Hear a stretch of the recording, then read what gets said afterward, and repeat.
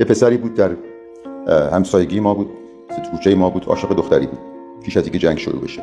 به بهانه رفاقت با من میآمد کنار من میشستم و منتظر اون گذرگاهی بود که اون دختر قرار بود از اونجا رد بشه بره و بیاد. و یه روز نیومد، دو روز نیومد، سه روز به مادرش گفتم کجا رفته؟ گفتش که رفته جبهه. عجب، با این دلبستگی که به این داشت جنگو ترجیح داد، جنگم تازه شروع شده بود. بعد من متعجب شدم.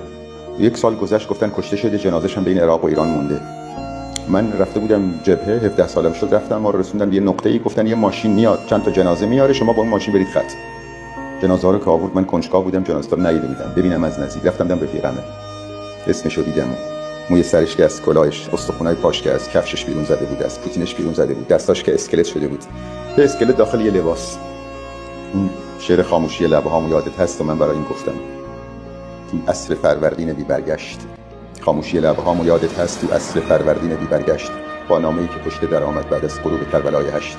از تو چه پنهان عاشق بودم، از دل نه از سلولم. با تو جهانم تازه تر میشد از روزهای طبق معمولم.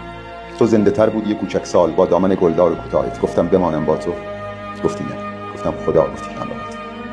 گفتی برو، این کوچه ها فردا شب پرسه های روزگار ماست. دشمن رسید طالب اروند، فردا همین ساعت قرار ماست. عشق من این خاطم راحت، خندیدم و دل کندم از دنیا. رفتم که برگردم به آغوشت، رفتم که برگردم به رویاها.